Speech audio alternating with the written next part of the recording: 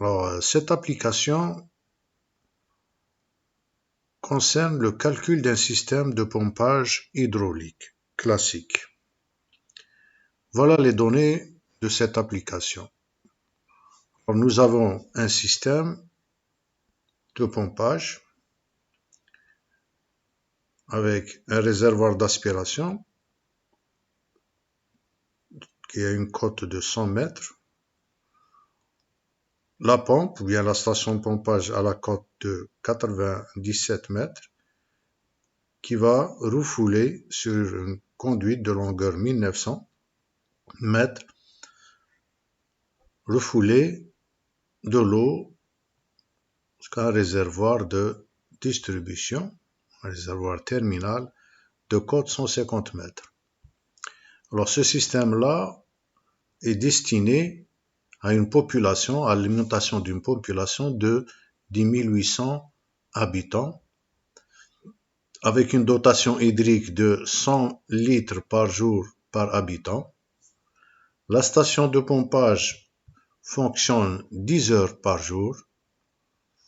Voilà, on nous demande de résoudre ce problème-là, c'est-à-dire déterminer les caractéristiques hauteur, débit de la pompe. Voilà les données de ce problème. Alors, on demande dans cette application de calculer le débit journalier, le débit pompé en mètres cubes par seconde, choisir le diamètre de la conduite en considérant une vitesse dans la conduite autour de 1 mètre par seconde. On nous a donné aussi les paires de charges, les caractéristiques pour calculer les paires de charges, considérant que les paires de charges singulières sont de l'ordre de 10% par rapport aux paires de charges linéaires, et la rigorosité de la conduite est une conduite un peu vieille, d'une rigorosité de 0,3 mm. Et pour le calcul du coefficient lambda de paire de charges linéaires, on nous propose d'utiliser une formule empirique d'Al-Joule, où lambda dépend du Reynolds et de la rigorosité et du diamètre.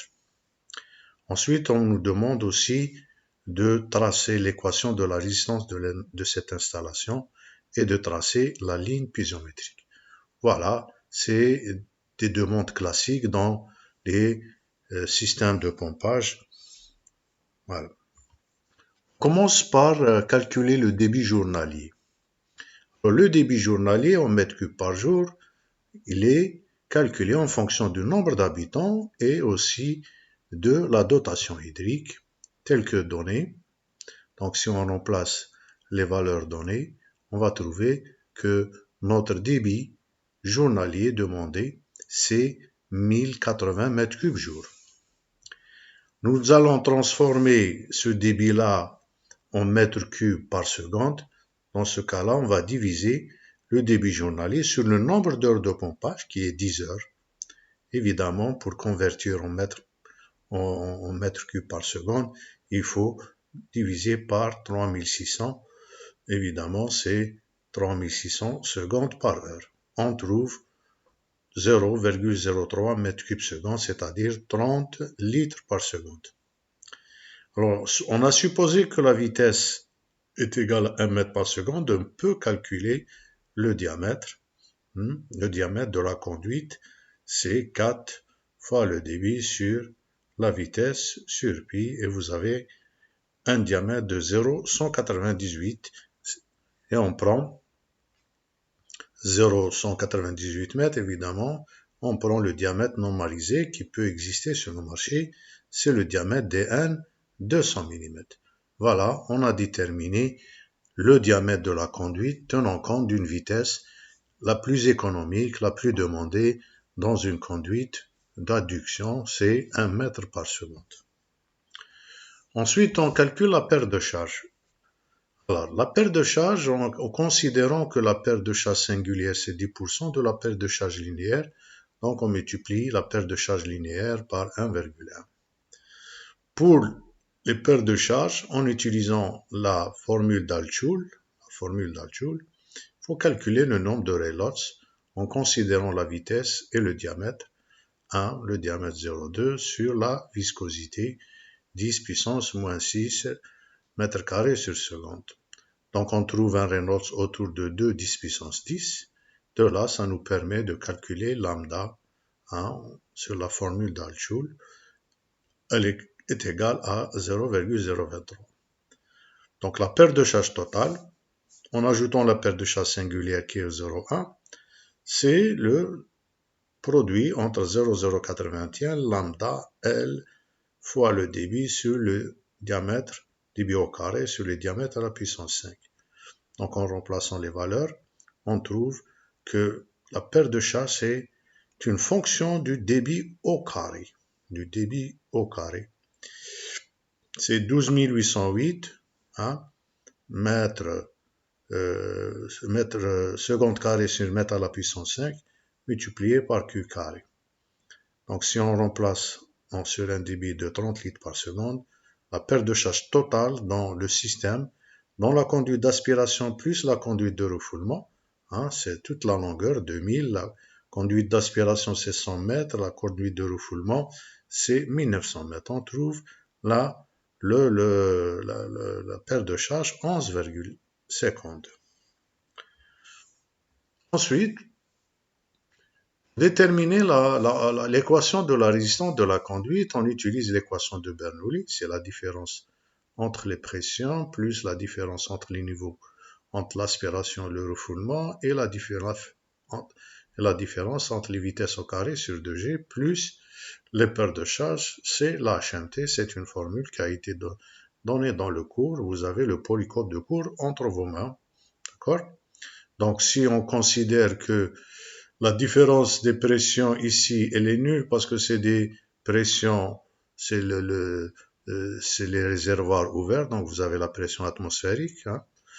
Et vous avez ici la différence des niveaux, c'est 50 mètres. Et la différence des vitesses, sachant que les vitesses dans les réservoirs, puisque les réservoirs ont de grandes sections, sont négligeables. Donc il reste uniquement la perte de charge plus la différence de hauteur, c'est-à-dire 50 plus 12 808 Q au carré. Voilà la hauteur manométrique ou bien la hauteur résistante. La hauteur résistante est égale à la hauteur manométrique totale, c'est 50 plus cette résistance-là, 12 808 fois 30 litres par seconde. Donc nous avons besoin d'une pompe de hauteur manométrique de 61,52 mètres pour un débit de 30 litres par seconde. On peut présenter ça, cette courbe résistante de la conduite ou bien la courbe de l'installation.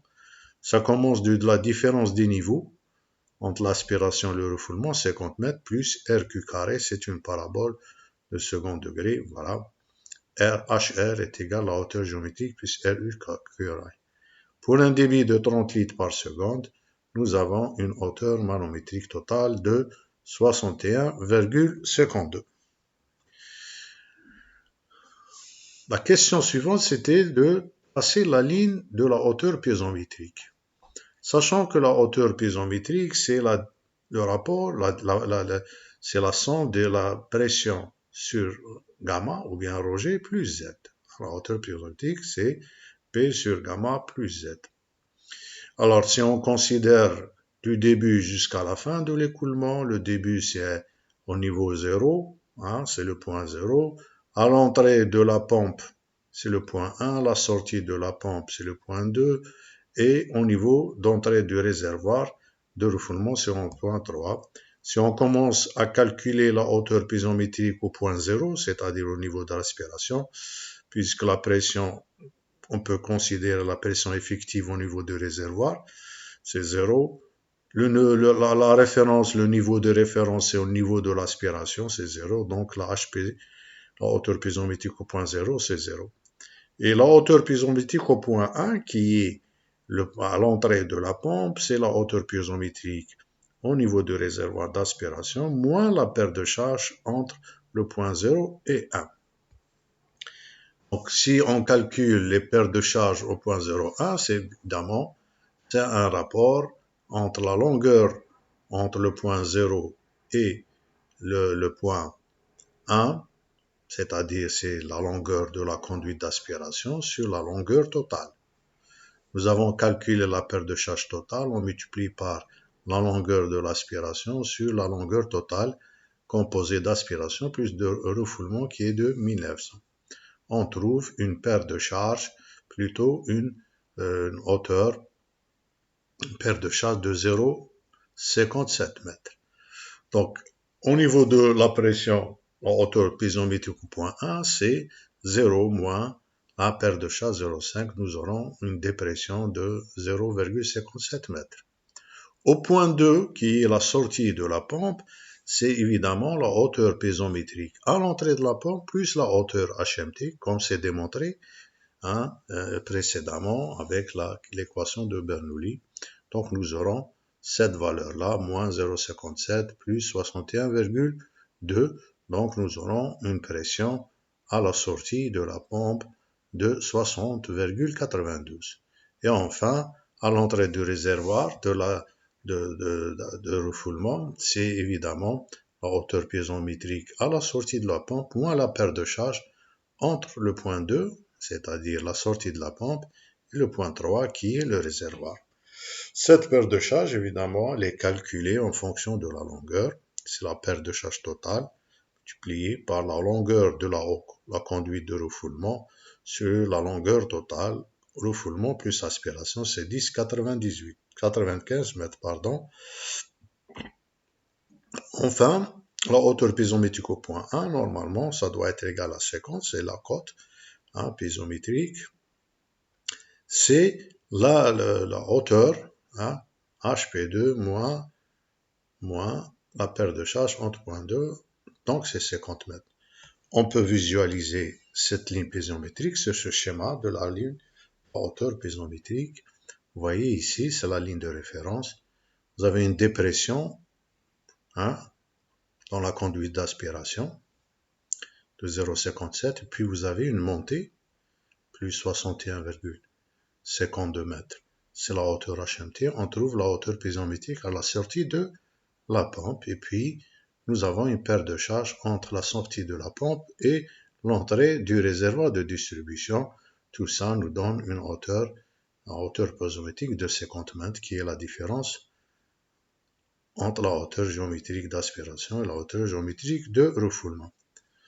Donc, si vous avez une conduite, vous savez ici Z de la conduite, c'est-à-dire la cote géométrique de la conduite, on peut déterminer à tout point d'une conduite sur une section X, peut trouver Zx plus la pression P sur gamma plus Z6, ça c'est ça la hauteur piézométrique. Et ce qui est demandé, c'est que cette pression-là, P sur gamma, doit être inférieure à la pression nominale sur gamma lors du choix de la conduite. La pression nominale, donc, dans ce cas-là, elle doit être sur la pression nominale fournie par le constructeur doit être inférieure à cette pression-là, Px, pour approuver cette conduite et l'installer sans problème de fuite. Voilà. Donc, avec ça, nous allons répondre à la dernière question. Il faut pression nominale utilisée, on peut prendre la pression PN6, c'est-à-dire PN 6 bar. 6 bar, c'est 60 mètres dans la conduite d'aspiration, et PN10, c'est-à-dire pression nominale de 100 mètres, 10 bar, 100 mètres, dans la conduite de refoulement, pour respecter cette condition-là, pour éviter tout problème, pour respecter que la pression dans n'importe quelle section doit être inférieure à la pression nominale fournie par le constructeur. Voilà. Donc on souhaite utiliser dans la conduite d'aspiration une pression PN6 et dans le comté de refoulement, parce que vous avez ici 60,95, on peut utiliser dans cette conduite-là de longueur de 1900, une pression nominale PN10.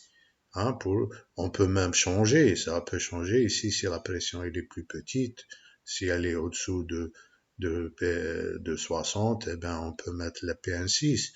mais par mesure de sécurité, on peut garder, c'est pas une grande longueur, on peut acheter une conduite de PN 1000, PN10 sur une longueur de 1900 mètres, pardon, et pour un tronçon de 100 mètres, on peut acheter une conduite de pression nominale de 1000 de PN6.